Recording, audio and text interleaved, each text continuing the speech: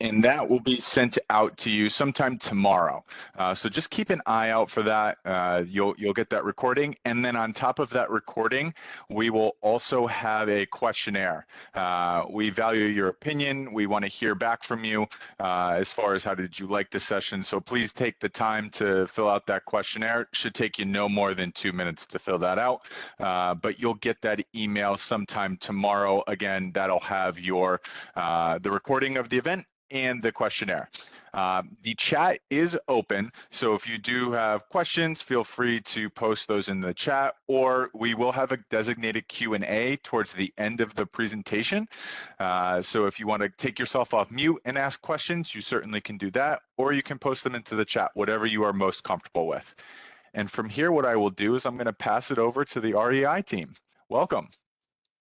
Hello and welcome everybody. Super excited to be able to share with you all and share more about REI, different opportunities, as well as get a chance to answer questions that any of you all have. And so I'm again appreciative of the time, and I know you all are calling in from different areas of the US. So hopefully, I know it's like a cold front, I think, across the entire US. So hopefully you're staying warm where you're at. Um, and going from there. So, always love to kick it off with a little agenda, kind of give you an expectation of what we're going to cover today. Hopefully, it'll be very informative and fun, and hopefully get the chance to learn more about us and REI. But I'll do a quick introduction of myself and then my colleague and partner Morgan here in a minute, and then we'll kind of head right into an overview of REI and the co-op. And then kind of towards the middle, towards the end, we'll get a chance to chat with a few current REI employee who are also WGU alumni. So get to hear more from them in a little bit, and they can share their experience as a student. And then we'll share some next steps about REI jobs and how to connect and sign up for jobs. And depending on time, and if there's a little bit of small chance there's some time for Q&A, we'll have that. But I think from there we'll just go ahead and get started. This is me. I'm Jamie Massey. I go by she, her pronouns. I lead the internship and university hiring for the co-op. I've been at REI for about 8.5 years. It'll be 9 years in June. I've been in the HR space here at REI since I started. I started out as a coordinator on a temporary basis, and then just kind of grew my career path from there. And now I'm currently a recruiter, and I hire our summer interns. So, a few things I always like to share about me. Who should play you in a movie about your life? I've been told several times I look like Aubrey Plaza. If you are familiar with who she is, she was on White Lotus, also on Parks and Recreation. If there was 24 hours in a day, what would I do with my extra hour? I always like to say that I would do something super ambitious or fun and productive, but I would probably just use it to sleep, to be honest. So, and then what's on my bucket list? To walk on Abbey Road in London. My dad was a huge Beatles fan, and that kind of carried on with me, and so I would love to do that someday. And if anybody's done that, please connect with me and share your experience of things I should do if I ever get out there someday. So, and here's my LinkedIn at the bottom, and I'll also share out contact information in the chat as well as we continue our time together. But if you want to reach out and connect with me on LinkedIn after this, or if you have further questions, that is me. And I'll go ahead and kick it over to Morgan to share a little bit about her. Hi everyone, my name is Morgan Becker, and I've got a frog in my throat. Um, I'm a senior recruiter at REI. I support store leadership recruiting for the western half of the U.S. I am also a WGU alum. I've been with REI for 12 years. I started as a part-time holiday hire cashier and worked my way into human resources and as an employee service center representative, and then onto our talent acquisition team. I started school at WGU while I was working in the employee service center, and was honestly just feeling a little bit stuck in my career and kind of wanted to start furthering my education. And so I went back to school and earned my bachelor's degree in human resources management in 2019.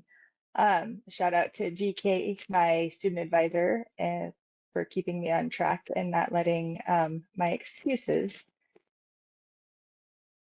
be the reason I didn't get my work done. um, Similar to Jamie, my couple of things about me, my at bat song, or a song that kind of gets me pumped up. Very eclectic and changes by the day. Currently, it's Joan Jett and the Black Hearts. Also Beyonce, who is not pumped up by Run the World. And then the White Stripes is also a big favorite of mine. If there were an extra hour in the day, I would probably spend it with my gal Dolly, pictured here, and you might also see her joining me in the background to stare at me judgmentally.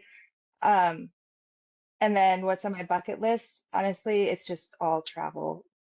There's like too many places to list.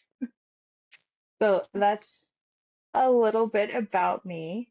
And we'll kind of dive right into some of our content.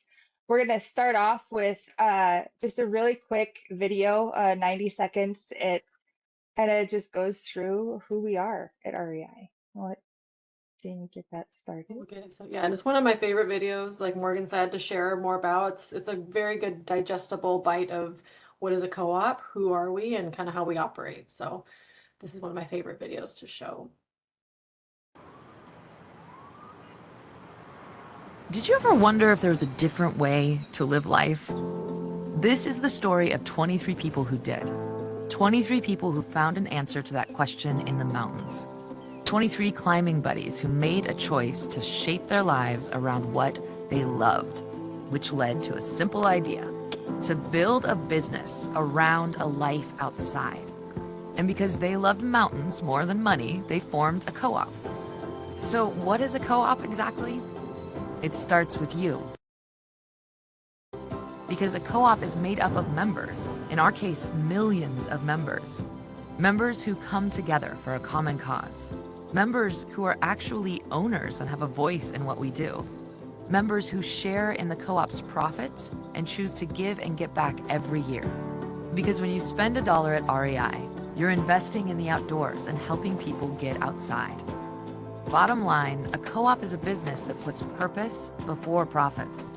And more than 7 decades later, we're still proudly a co-op. We're still happily searching the world for the best gear we can find. And we're still in it together, but with slightly more than 23 friends.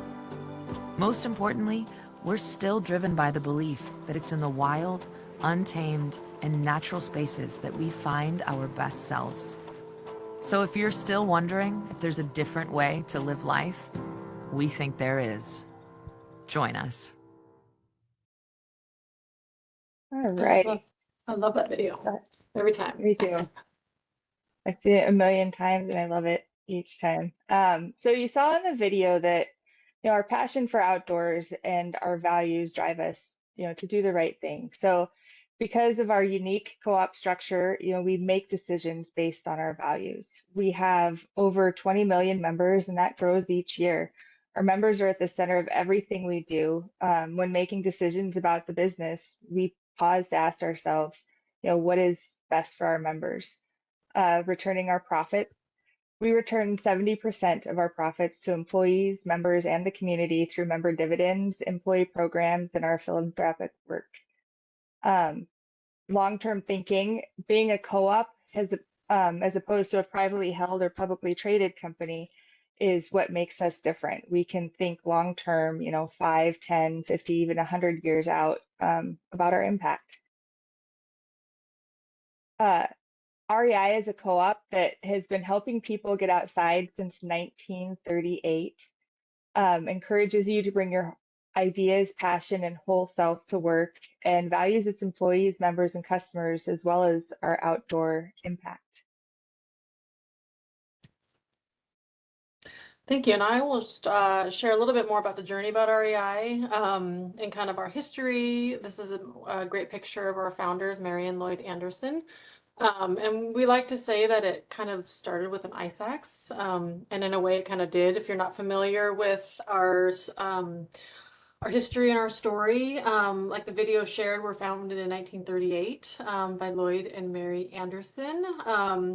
Lloyd was on the search for great outdoor gear, specifically an ice axe, and couldn't find it around here. I think he was able to source it, but it was very expensive.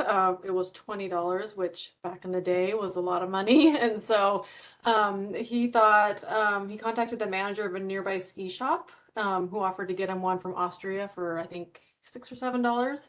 And then when it arrived, he wasn't happy with the quality of it, and it was a lot of money to get shipped here. And so he thought, with the help of his, friend and wife, Mary, they were able to get an axe kind of locally for $3.50. And so with that, and 23 other fellow climbers is kind of how we started as a co-op, and kind of to help outfit others who are also interested in getting outside.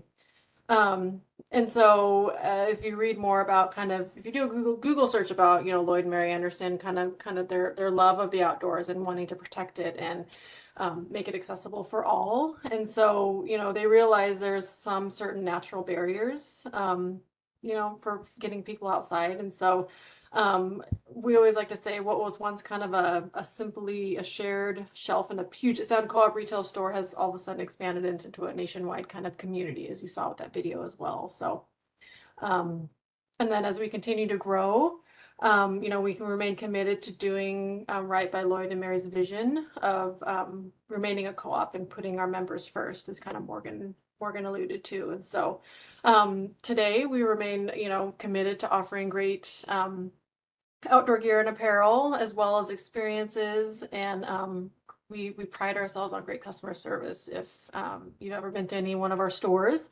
and you've been kind of greeted by one of our green vests, we kind of call that the green vest experience. And so that was the hope from Mary and Lloyd back in 1938, was to continue that the great service and just helping connect people and get them outside.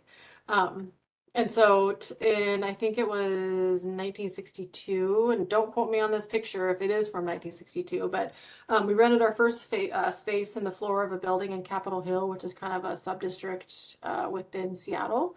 And then, more than 3 decades later, we have over, and Morgan might be able to quote me on the store numbers, but over 170 plus stores and growing.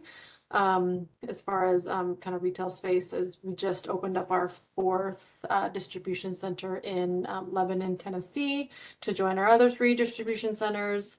We have several stores that are operating, and distribution centers operating on as a LEED certified operation, meaning we give out more energy than we take in to run the store and the distribution center. So we are opening 10 plus new stores this year and into early 2025. So continuing to grow and reach communities that need to see our stores and be able to help get people outside. And so when you kind of talk to anybody at REI, they say, we're a different kind of company. And, if you talk to anybody, the reasons will kind of be different as far as what makes us a different kind of company. We do a lot of work giving back to nonprofits. We do work giving back to the community, our members. And, there's a reason why we put purpose before profits. And we act in the long-term interest of our members and our community. So things like our impact report and our sustainability report are things that can kind of showcase some of that work as well. And if you're familiar with some of our big campaigns that we've kind of launched, one of them that kind of makes us a little bit different is one of my favorite is Opt Outside. It was enacted in 2015, and it's where we close our doors on Black Friday. So the day after the Thanksgiving holiday, we close our doors, both online as well as kind of all of our stores and distribution centers, and we pay our employees just to get outside. This was a huge, pivotal, I think, movement for us because being a retailer, it's one of the busiest shopping days of the year. And so for us to have closed our doors and just paid our employees to get outside was a big deal. And I've noticed year over year, there's been more and more other retailers who have kind of followed suit, which is kind of cool. So I think we've kind of created that little bit of a ripple effect of within that campaign. So, and then I think another one is, and I think what last year, I think we made it official. So it will officially be closed every day for now until forever, the day after Thanksgiving. So, and then we also have different campaigns. And I think a few years ago we had Force of Nature campaign where we had a big initiative of getting women outside and getting, more access for,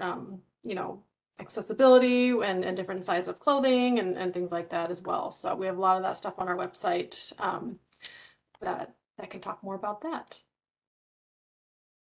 And so, like I mentioned, today we continue our efforts to kind of minimize our impact on the environment while also, holding our true self to the belief that time outside is fundamental to a well-lived life. And so if you visited any of our stores, we continue to promote those different services and offerings. Things like gear rentals. We have a big used gear buyback, which has been really fun to watch kind of evolve, starting kind of with our garage sales, if you're familiar with those. As well as, and I'll talk about this in a little bit in a couple more slides, product sustainability, how we reduce waste and kind of build out kind of on our public lands. So that QR code will take you to our website to kind of learn more. And then I'll pass it over to Morgan to talk about values. So REI has been a value-led business since 1938, and it's what really makes us a different kind of company. The people of the co-op have always lived by a code of, really rock solid ethics, integrity, and authenticity. It's a way of being that we all find, we drive to uphold, and our reputation is built on our values. They explain how we do business, how we serve our members in our communities, and how we treat each other. Our co-op is a force for good. We enable people to get outside so they can feel alive and create meaningful experiences. Being a different kind of company means creating and protecting a different kind of culture, requiring every one of us to set and achieve, a higher standard. Our 9 values in action were created to work together independently and build upon each other. They are: we fight for a life outdoors. We're here to do our best work. We are all responsible for the co-op results. We go further together. We start from a place of respect. We strive for harmony in work and life. We believe the outdoors is for all.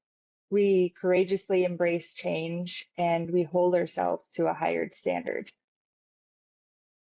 And what's and what's kind of great about these is working in meetings or just collaborating not only with people within your own division, team, department, but kind of cross divisionally as well. As you'll hear people at the co-op just say these words, like, we go further together, or we start from a place of respect. And it's kind of these ground, that we kind of level set the meetings that we have, the decisions we make based on kind of what the co-op way, our values and action that Morgan just shared. So I think they're kind of cool as a way to kind of, like I said, ground us all and just put our values into action, which I think is great.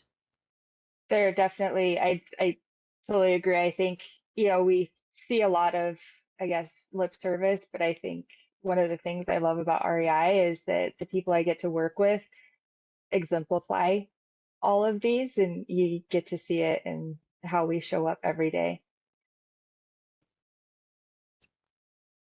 So, And then did you want to talk about the little badges? Oh yeah, sorry. So these badges are kind of my words are escaping me right now. They're our kind of core skills, they're just the different things that we need to show up every day and kind of put our best foot forward. Customer focus, that is the core, of who we are. We serve our customers and our members. Driving results, again, that they kind of all tie in together into that customer focus. Ensure accountability. I think accountability is a base of, again, how we show up every day and ensuring that we're doing our best work. Collaboration, it's the people that we get to work with that, often think of things that I can't think of.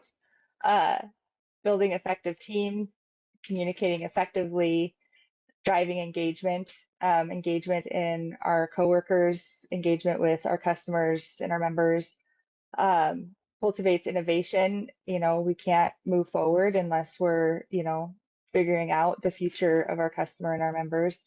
Self-development, being a current student at WGU/alumni and just kind of continuing to grow in our own skills, managing ambiguity. There's not always a written manual for everything that we face in our work and life. Courage to embrace the change and just nimble learning again, just continuing to grow and figuring things out as we go. Awesome. Thank you. Then our next slide is just a kind of easier view of our values. Again, these are kind of the base of how we operate and who we are, and they all work together and show up every day in our day-to-day work and personal lives. Awesome. Thanks, Morgan. And then I'll share a little bit more about our kind of racial and equity, diversity, inclusion kind of goals and focus areas. We put a lot of work and updates into kind of focusing a lot more on kind of what these goals are and our different focus areas. We envision a co-op where all employees should feel welcome, included, and able to thrive. And so we want people and employees of different backgrounds thriving at all levels of the organization and to feel confident that, that they can bring their unique perspectives and contribute to the social impact in the co-op strategy. And so to achieve this, we understand and we must understand and kind of acknowledge and address the systemic racism and structural inequality that has kind of shaped our interactions with one another within the co-op industry and society. And so a few ways that we've kind of addressed some of these goals as a co-op is creating a more diverse workforce, creating access to employment and advancement opportunities within the co-op for historically marginalized groups. To do this, we did a few things. We launched an hourly hiring pilot targeted kind of some different paid advertising, leverage some DEI partnerships with organizations, colleges, universities to increase some of our BIPOC representation in our stores. And as well as created kind of restructured some of our interview guides that we've had and created kind of a co-op way playbook to kind of support these hiring goals within our hourly workforce. And then I know these percentages are probably different now than the percentages I'm sharing now, but increase the BIPOC retail hiring in some of our markets year over year by 9%. Like I said, that's probably higher by now, but and then because of this pilot, it ended up being successful, and so now we've kind of made it a full-time permanent program. That we've kind of weaved into our daily hourly hiring population and goals. So the second kind of pillar that we launched is our inclusive workforce. And so we have we built and maintained an inclusive culture that advances our ability to source and retain some of that engaged talent. And one of those ways is to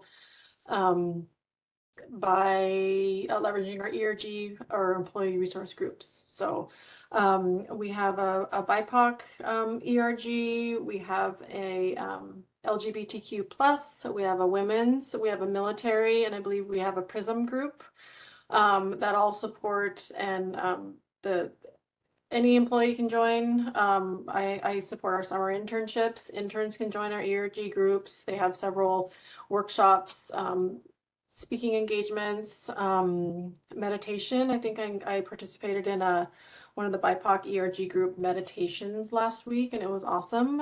It was just a way to kind of disengage and just, you know, focus on me and just grounding myself and relaxing and taking a break from work. So different things like that. We've recruited, I think, over 1,600 plus, I think, ERG members across the co-op. So, you know, you can hold a leadership position within the within an ERG group, which I think is really cool. And we've also, you know, they have leadership summits. We have kind of, you know, different governance structures within those ERG groups of co-chairs, leadership, members, executive sponsors, things like that. So it's a really great way, I think, for new employees. I always encourage new employees and I like my interns to get involved in ERG groups, 'cause it's a great way to just network with other people and get to know the co-op a little bit. And then finally, we conducted some educational sessions for our leadership and in an effort to kind of increase leader competency to kind of meet these REI goals that we have. And so a lot of it consisted of kind of like the online trainings that we had. We have different development sessions, coaching sessions, you know, and building, you know, certain and selecting certain leaders to be executive sponsors of those ERG groups that I mentioned. So, you know, having it come from the top, I think, is really important. And so we've put a lot of focus as well on creating, you know, more culturally competent leaders. So the QR code there, if you haven't gone and scanned it yet, that will take you to kind of our REI area and our DEI initiatives and things we've done. A lot of great work there from our DE&I team as far as, you know, kind of meeting some of those strategy and goals. And then as we kind of look to some of our stewardship, stewardship is another way that we talk about kind of our positive impact on the communities and the areas that we serve and where our stores are located. The word steward kind of reminds us that we're kind of taking care of something that came before us and, you know, hoping and ensuring that it'll be there long after we're gone. And so I think the video that we shared earlier talked about it a little bit, but we do return profits to many outdoor communities.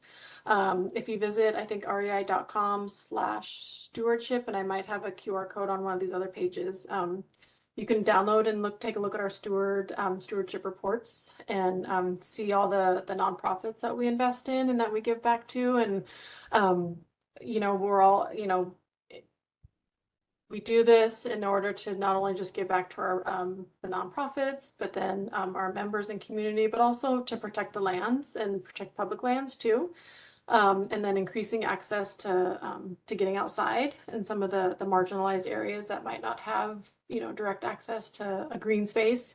So we give a lot of investments back to areas like that, as well as giving back to, you know, our communities that we serve. I think we're very intentional, especially with some of our new stores that we're building and opening up soon this year and into early next. We're very thoughtful about the communities and neighborhoods that we do show up in. Morgan, I know, sits within and she does a lot of recruiting on within those new store roles, and so I know she could probably share some about kind of the thoughtfulness that goes in behind kind of where we land with some of the stores. And then I think, you know, as we kind of come across at REI stores across the country, you know, we support and promote those different nonprofit efforts, like I mentioned, but also engage volunteers in caring for those outdoor spaces as well. The stewardship page that I mentioned will have a lot of information as far as different ways that we've shown up, and, you know, increasing it, you know, even things as far as, you know, getting kids out access to getting outside, because we found, you know, during the pandemic, a lot of kids spend a lot of time inside, and so how do we make those outdoor spaces accessible to everybody? And then just a few more ways that we put our values into action. And like I mentioned, you could visit our website to find out more about some of these. But a lot of initiatives into fighting, climate crisis, our product impact, and I'll talk about that in a little bit as far as our resupply and how we eliminate waste, and our private label brand, which is our co-op brands, puts a lot of thought into creating sustainable materials and recycling and using recycled materials. A lot of partnerships with different philanthropy groups and our government engagement team, and things like building an inclusive workspace and progressing an inclusive outdoor industry, things like that. So a lot of great things that we're involved in. And like I mentioned, within our sustainability, and this is another way that we kind of fight for life outdoors. There are several ways that we do think about sustainability. And for example, one of them is from an energy standpoint. We've been powered by 100% renewable energy since 2013. And we've, while we've grown our sales, over and over, I think, by 68-70% since 2008. We were only increasing the energy consumption by 4.5%. So by curating those sustainably sourced gear, that honors members trust. So we do have certain vendor sustainability standards that we do follow. I think those partnerships, brands like North Face and Columbia, we've asked, the brands that we do sell in our store to kind of adopt those same sustainability standards. And if they're not able to kind of meet those standards, unfortunately, sometimes we have to say goodbye to some of those brands if they're not able to kind of meet those standards, because that's how strongly that we feel about that. So one example, like I mentioned earlier, is our co-op brands. They kind of set the standard for creating some of those sustainable gear. And so we have a certain baseline expectation within even our own private label brand, which gives us, credibility and authority, when we do work with some of those wholesale brands on sustainability. So I know we put a lot into where we source our materials, using, responsible down for some of our puffy coats and sleeping bags and things like that. So and our resupply, I think I saw some comments in the chat about the resupply and used gear sales and rentals has been a huge part of us reducing some of our waste. And so there's some information online on our website that talks about some of our gear sales and buybacks. So I think you can go into an REI, or you can mail in your gently used, let's say Patagonia fleece, and they'll take it, see if it meets their standards, and then we'll sell it in their stores, kind of as a little buyback. So it's a great way to kind of keep that circular economy with our products. Same goes with our rentals too. It's a great way to try something out, an outdoor activity, or just be able to enjoy the outdoors without having to buy a new set of skis or snowshoes, and just be able to enjoy the outdoors that way. So then I will pass it back over to Morgan. Thanks, Jamie. I'll let you take a breath and a mouthful. So a little bit about our co-op. Our members, customers, employees interact with the co-op in many different ways. It takes teamwork to make those interactions happen. And, another example of we go further together. As Jamie mentioned, we have almost 200 stores across the country. I think we're sitting at like 185-ish. Our green vests are synonymous with excellent service and knowledge about quality gear. We also refer to them as inspired guide, just because, just the general stoke for getting people outside is, contagious. Our stores are a physical connection point to our customers through gear, membership, and experiences. We have a few flagship stores across the country as well. These are just, larger stores with just kind of more of an experience. We have one in Washington, D.C., one in Denver, one in New York City and Soho, Bloomington, Minnesota, and then our largest flagship in Seattle. Experiences are at the core of our purpose and inspire and enable a life outside for everyone. We bring experiences to life through gear rentals, in-store workshops, outdoor classes, tours, and outings led by instructors and guides, and multi-day adventure travel, also led by world-class guides. Sales and customer support brings the Green Vest experience to our customers virtually through REI.com. They provide support to our digital retail business by answering customer questions, placing and troubleshooting orders, providing customer support via email, live chat, and phone. Our distribution centers, as Jamie mentioned, we now have 4 of them, with our newest being in Tennessee. They support our retail and digital sales, who help move product to stores and our customers. And then we've got our headquarters. In 2020, REI made the decision to sell our headquarters campus in Bellevue and committed to pioneering new ways of hybrid working. Our new HQ culture embraces a blend of mobile working and satellite offices across the Puget Sound and beyond. And then digital. Digital offers what we bring to the co-op's diverse set of assets together. REI.com, the REI app on your phones, and then just our brand in general, our inspiring brand story and purpose and mission are represented in every digital and social touch point. Sorry, my deck was having a mind of its own. Apologize. That's Anya. I'll let you take over, Jamie, to introduce some more of our WGU REI employees. Alumni. Awesome. Thanks for the overview on the co-op.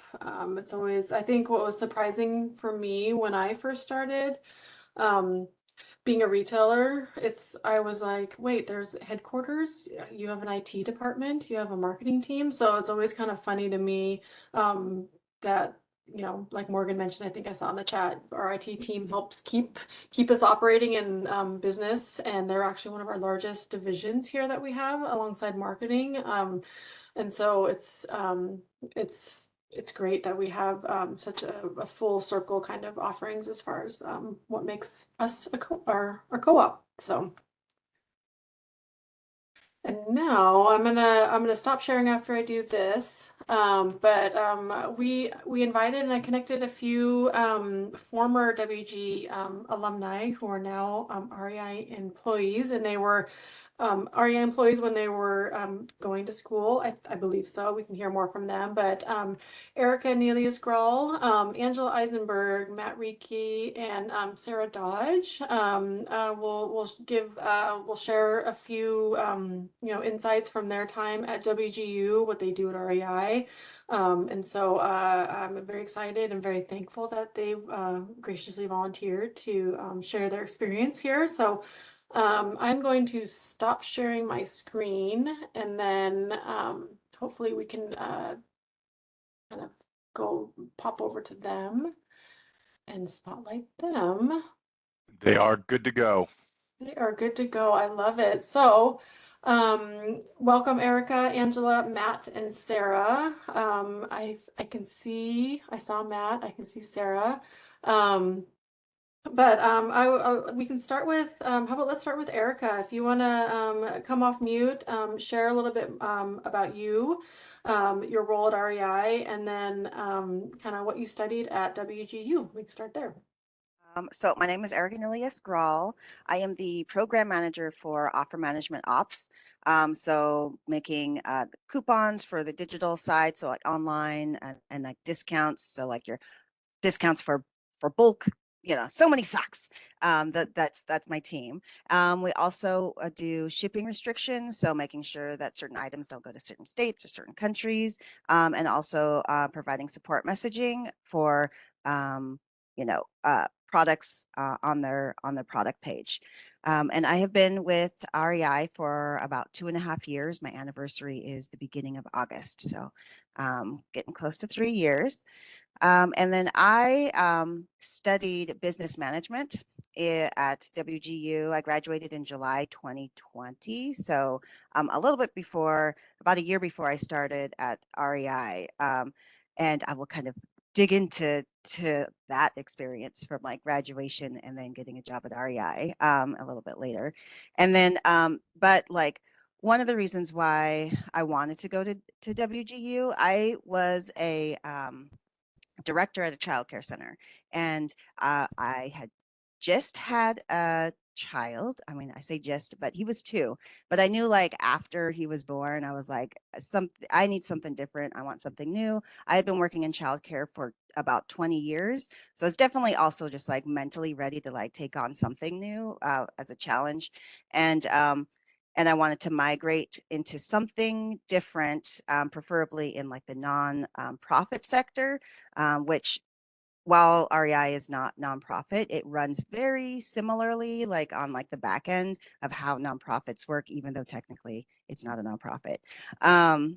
But and then, you know, I was also looking for something that I could afford. I don't know about wages in childcare, but that's a thing. And so I was looking for something that I could financially support with my family, and then also looking for flexibility because again, I was still working, and I had a 2-year-old that I was you know, a mom of now, and but I wanted something that I could leverage my past experience. So I had been a director for about 12 of those years, and over time I was ended up just managing the business. Well, I was never the owner because we were a nonprofit, and I was run by a board. The board really I had a lot of flexibility and a lot of control in that business and making sure it was running smoothly. So that's, you know, what I was looking for. And then and as I was looking for new roles of, you know, what do I want to do that's different, that's out of education, that I wanted like a complete shift out of education. And a lot of those roles required a bachelor's degree. And so while I, you know, I had 12 years of experience running a business, it was really hard to get like my foot in the door to any kind of role. So I was like, I'm going to go to school. So I I went to school. I was able to finish in a year and a half. Some of my credits from my previous degree, because I had a degree in early childhood education, so some of those credits were able to transfer, but a lot of them didn't. So I came in as a sophomore, and then I was able to get those 3 years and just kind of focused and getting it done, because those classes you can take back to back to back. So there's some classes I was able to like bust through with all my experience in like 2 to 3 weeks, right? And then there's some that took a little bit longer, and so, you know, it just allowed for that flexibility, but you pay per 6 months versus per credit. And that was a huge incentive for me to be able to make the most of the time that I had available to get through. I need a water break. Yeah, awesome. Yeah, no, well, I'll let you get a water break and we'll pass it on to somebody else. But thank you, Erica. I love hearing the background, and we'll come back to you with maybe a couple other questions as we kind of ask the rest of the panelists. So I will go to Angela Eisenberg. If you want to come off mute, share a little bit more, kind of similar to what Erica did, share your name, your current role, what you studied at WGU, and kind of what brought you to Yeah. WGU. Can you hear me okay? Yeah. I never know with these Yeah. sometimes. So my name is Angela Eisenberg. I am what's called a retail department manager here in Mount Pleasant, South Carolina. Charleston, South Carolina, if that makes sense. I was actually recruited by Morgan, so thank you, Morgan.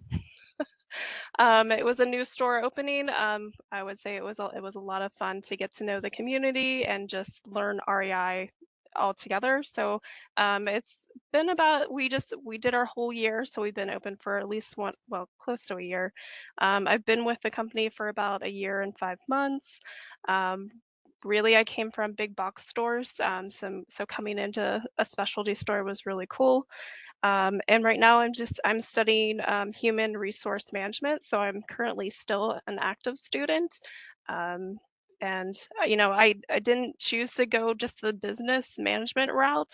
I chose the human resource management just because I've had a passion to advocate for our employees, our associates, and also be a resource for the company. So getting to learn that side of that and then, use both to combine together, I would say. So, Awesome. Thanks, Angela. And what yeah. would you say, just going off of kind of one of your answers earlier, what would you say kind of, brought you to wanting to study at WGU versus, maybe another big state university or just a different kind of college university? So for me, retail management, you've never had the greatest scheduling, unfortunately. It's not a Monday through Friday 9 to 5 job. So the flexibility of being able to take these courses whenever I needed to, being able to go through them and use my working knowledge from years of leadership, and be able to close out some courses and just move along and get that degree a little bit faster. And I would also say what's been really helpful is taking those courses right now and then applying that knowledge that I am learning currently to my position now. So then just having those benefits to maybe lead a little bit better, have those critical thinking conversations or things like that to be able to develop even my peers and my employees at the same time. Great. Appreciate it. Thank you. Yeah. And well, let's go to Matt. Feel free to come off mute, Matt. Share, similar to Eric and Angela, share your name, your current role, what you studied at WGU, and kind of what kind of brought you to want to study there.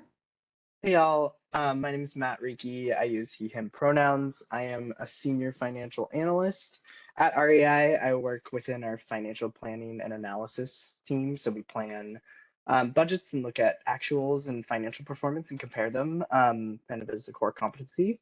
And I've been at REI for 6 years. I think this is like my 7th role at the company. I started in 2017 working at one of our retail locations while I was attending WGU. And I worked there for a while, and then eventually I applied for a temp role at what we call HQ or headquarters in our procurement organization while I was still in school. And then I got my, I'll say, full-time job while I was in my last year at WGU, which I'm sure some of you have experienced if you're working and attending WGU. It is a lot of fun to be working a full day and then spending the rest of your evening studying. So I've been there, done that. I have taken a final in one of our conference rooms. So quite the WGU experience. And that's kind of what I would say the flexibility of timing was a big reason for why I wanted to go to school at WGU. I started at a state university, eventually chose to drop out and take some time away and work. And then when I wanted to go back to school, I decided that I would really appreciate the flexibility. At the time, I think I was working in restaurants and then retail too. You have a crazy schedule. So just really like the ability to be able to study at different times and take tests at different times. And I think, I can't remember whether I mentioned it, but I studied undergraduate accounting in the business school at WGU and graduated in 19. Thank you. Appreciate it, Matt. And then Sarah, we'll flip it over to you, Sarah, for same questions, introduction of yourself and what you studied and what brought you to want to study at WGU. So my name is Sarah Dodge. I am part of the HR partner team that supports our customer organization at REI. So that's one of our HQ groups. I support marketing, merchandising, and co-op brands. And I work alongside HR business partner and along with our HR business partner team. So let's see, I started as a contractor with REI for 6 months, and then I was converted full time. So I've been here a little over 2 years, and At WGU, I finished my bachelor's degree at the University of Washington, and in between trying to finish my bachelor's degree, I had gone to Washington State University and Arizona State University, and then finished at UW. So it was kind of like a very roundabout way to finish my bachelor's degree. Needless to say, that was very expensive, and I wanted to mitigate the giant student loans that I already had. So WGU was a really great choice, and I could do it while I was working. Like a couple other people had mentioned, it's just important with scheduling, and certain things I had already been working in. So I finished my master's in business administration, so my MBA master's degree with WGU, and I thought was really great because I was able to get my HR certification, my senior level HR certification, with my master's degree, because you have to have either so many years of experience or a degree to qualify to sit for the exam. And so I was able to do that by getting my degree from WGU along with a few years of experience that I had already had in HR. Yeah, I think like some other people had mentioned, like some of the classes go really easy. Some of them, like I don't think I studied for the HR exam at WGU. I just like took the pretest and then took the test and the class was done. So that was nice. That was a good one. Yeah. Awesome. Thanks, Sarah. And I think just kind of circling back to maybe a question for everybody to kind of share out is kind of what advice, if any, would you maybe give to students on this call, or those who are about to finish their degree as they kind of start to head out to kind of look for kind of maybe full-time roles? How would you what kind of advice would you give them as they kind of finish out their time as a student? So let's go back to Erica. If you maybe want to share kind of what advice you would give, start there. There's a couple. So one is when you are getting ready to interview, practice interviewing. It feels uncomfortable to interview. So either if you don't have anybody available to interview, do like a fake interview with, record yourself interviewing. It really shows up where you need to improve and to come across more confident, or areas that you need to practice saying so it doesn't feel so chunky on your tongue, so that's one thing. The other is network, meet other people, find groups. I had applied for a lot of jobs, so like I graduated as COVID was really like getting its grips in, and so nobody was hiring, and it was rough. Like it was like I was like, oh, I'll give myself 6 months to get a new job. That'll work. But it was just kind of a crazy market at the time, and what really made the difference was just meeting people, going out and meeting people. It was through either digital meetups or in-person meetups.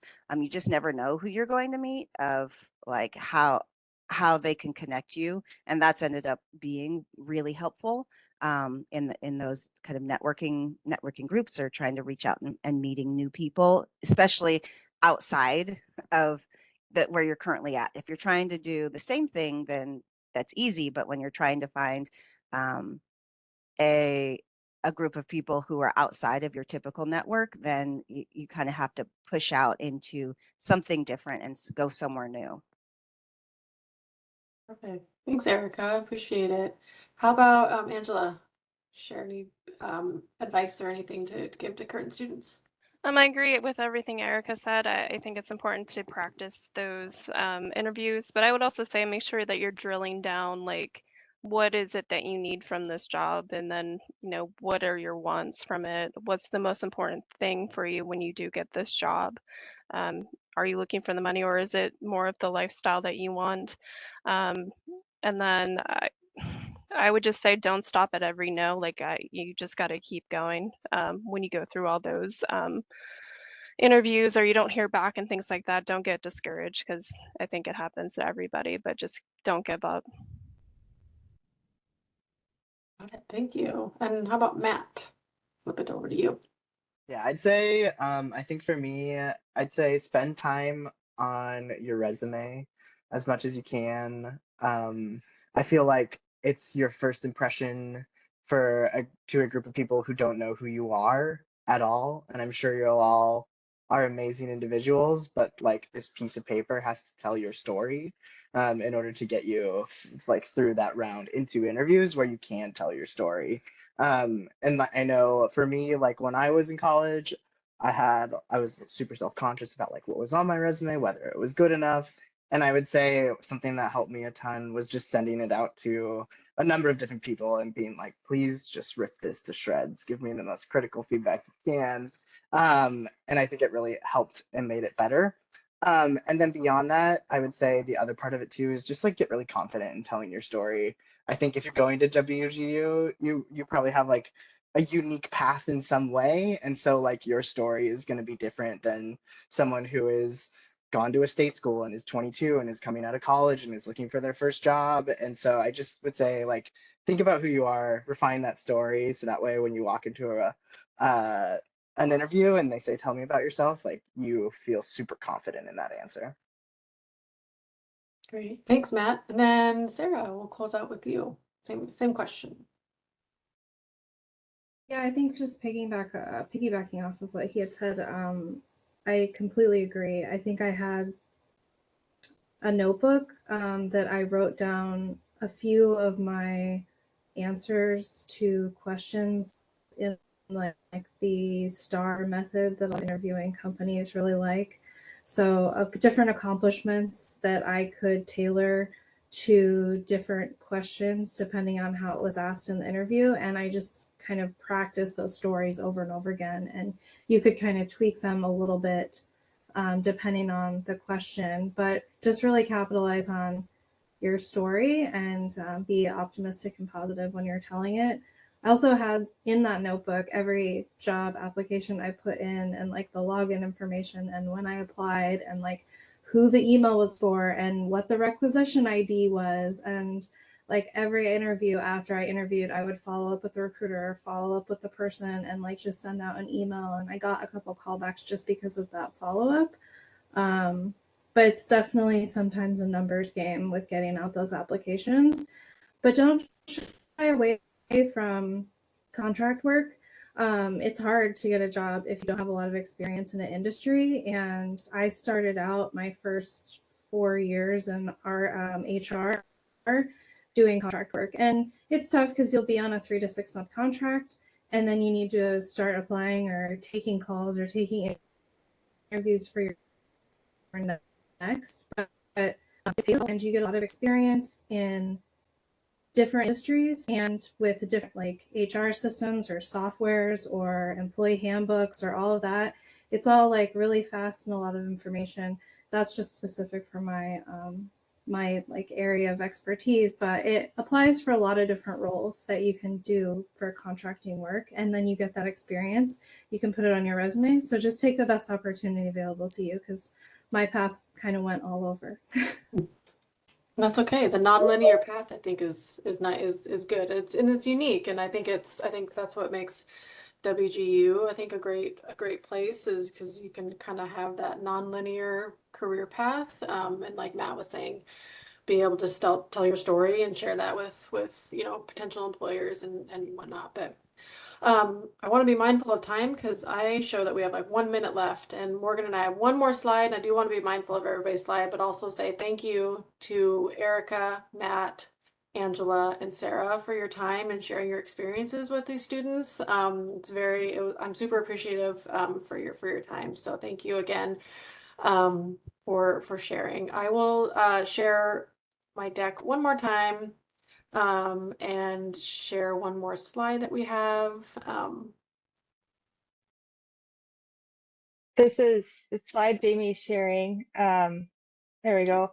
It's just a quick visual. As we close out 2023 and plan for 2024, there's not a ton of roles posted on there right now, but we'd encourage you to set up a job alert on rei.jobs so that when the roles do open up that you're interested in, you'll be notified. So we should see more roles posting throughout the next few months, as we sort of solidify plans for the coming year.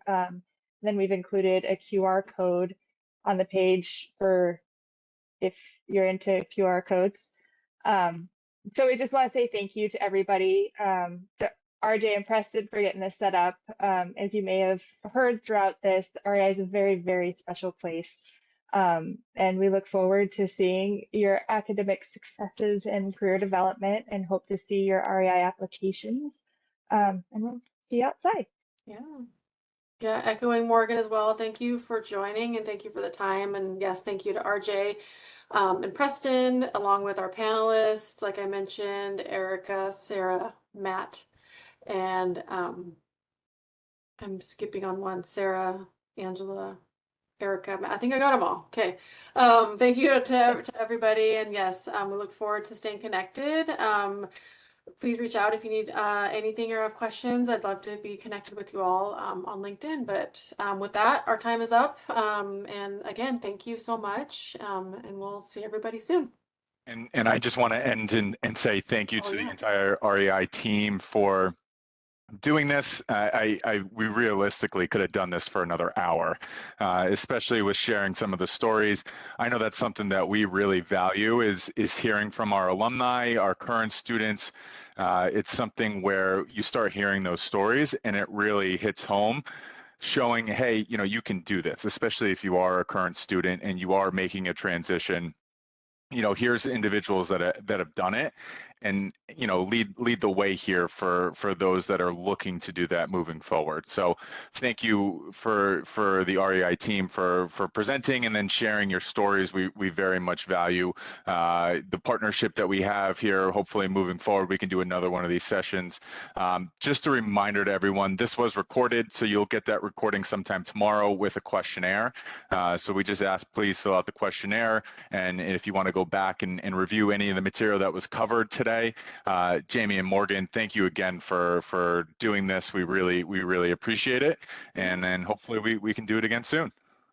Yeah. Absolutely. Thanks, RJ. Yeah, thank you, RJ. Thanks, everyone. All right. Stay safe, everyone. Have a great rest of your day. Take care.